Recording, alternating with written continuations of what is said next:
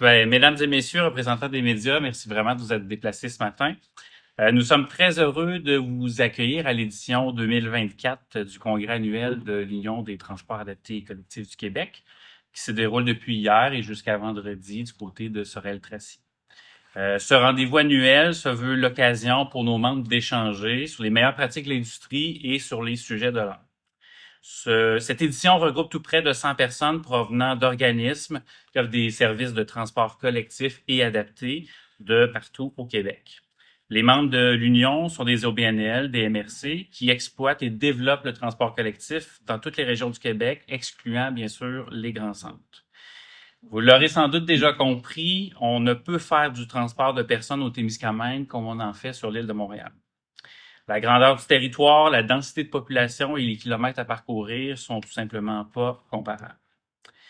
On est tout à fait d'accord avec la ministre Guilbeault qui affirme que le transport collectif est une mission d'État. Souvenons-nous que la première version n'était pas tout à fait celle-là. Cependant, l'expertise de gestion en matière de transport adapté et de transport collectif se trouve dans les organisations qui sont les plus près des citoyens, comme la STC Pierre de Sorel. Les organismes de transport et les élus régionaux sont les meilleures personnes pour prendre les bonnes décisions afin d'offrir des services de qualité et en adéquation avec les besoins de la population. L'État québécois doit être un partenaire facilitateur et il doit contribuer financièrement aux opérations et aux immobilisations des organismes de transport afin que les services à la population soient suffisants. Malheureusement, de façon globale, l'investissement gouvernemental ne cesse de diminuer d'année en année. Face à cette situation, le milieu municipal doit financer davantage les services et malheureusement, dans certains cas, réduire les services offerts afin de maintenir des budgets qui sont équilibrés. Malgré les contraintes et des moyens limités, les organismes de transport font preuve de beaucoup d'imagination pour offrir des services qui répondent aux besoins des utilisateurs, et ce, malgré des programmes d'aide puis des lois qui sont inadaptées à la réalité régionale.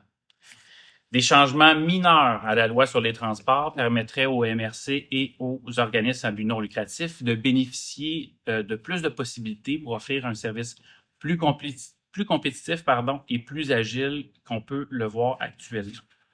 Ouais. Si on regarde en fonction de la population, tu sais, on fait le tour des régions du Québec, l'Institut de Sorel est quand même un exemple, parce qu'en fonction de la population, le nombre de déplacements qui sont faits en fonction de la population, c'est vraiment exponentiel. Ben oui, en fait, ici, ça va bien. Là, au niveau de l'achalandage, on a des bonnes données exponentielles depuis notre mise en place du plan de transport 2021. Là, on est parti d'un 78 000 déplacements en taxibus. On devrait être autour de 315 000 cette année. Wow. Au niveau des autobus, les lignes locales. Combien cette année? Ben là, on a juste 4 mois de fête. Mais si on extrapole avec la croissance qu'on a... 78 000 à 300 En 4 mois, on est près du 100 000, en fait. Là, de 78 000 à 100 000? Oui. Puis 78, c'était une année complète. Ça, c'est une année complète en 2019. Puis là, pour les 4 premiers mois, on est près de 100 000. On fait en moyenne 25 000 déplacements par mois. Wow. OK. Puis en autobus, on a lancé les Ça, services en 2022. C'est adapté et... Ça, c'est juste le taxibus régional. Donc, c'est tout le transport collectif qui se fait en milieu rural, en milieu urbain.